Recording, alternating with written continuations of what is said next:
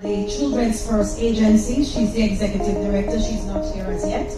We welcome her in her absence. Miss Joy Chambers, Miss Charmaine Daniels, who is Chief Executive Officer of the Digital Projects Coordinator, Flow Foundation. Mr. Courtney Bell, Community Program Coordinator, also. We had 1,936 of the 2,000 reports. Suicidal thoughts and suicidal attempts, regrettably, are featuring very greatly. If you look at St. Catherine, which is that very tall bar in the middle, you will see that St. Catherine is in the lead in terms of children who disclose that they have suicidal ideations and have actually attempted suicide over this past year. The females are really expressing that issue as a concern of theirs when compared to the boys.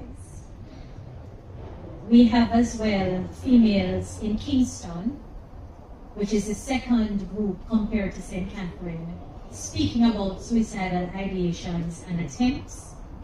And interestingly, if you look at it, you recognize that males feature in Kingston, that's the parish that they're featuring the most in, as having suicidal ideations and suicidal thoughts.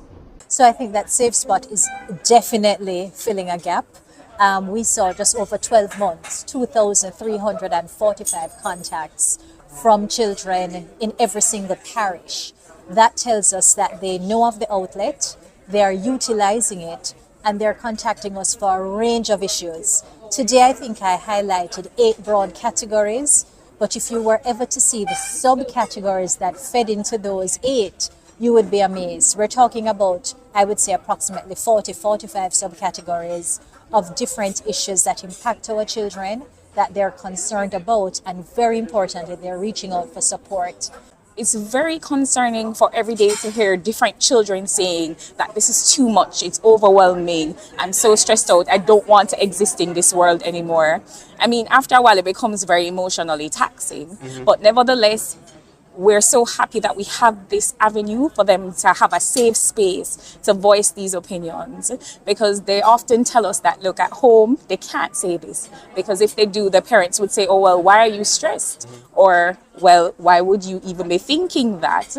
But really and truly, they need to be listened to and heard, and that's what Safe Spot is all about. 177 boys, which is very interesting because it shows us, gives you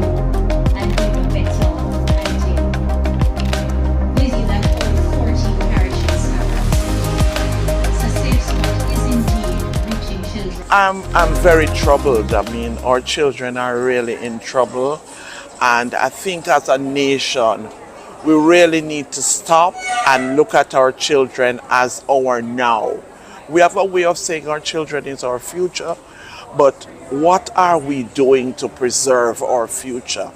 I really think that the information from the presentation was very, very telling. I work in St. Catherine, and it was almost confirmation of the challenges I'm seeing. I'm also very concerned about the action piece. So yeah, we have this fabulous morning and we all sit here, AC blowing in our face, and we feel good. And then what? What are we going to do collectively as a nation to preserve our children? Possible.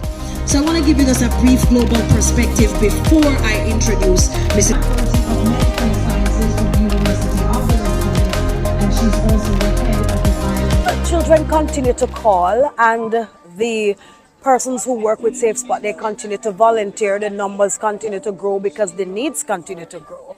So we hope that as the need to help children, to provide counseling, to provide listening ear services, to direct them to other essential services continue to grow, that we will be there at that, as that presence rather, and that body to keep them grounded, to give them information. And I believe that we're here to stay.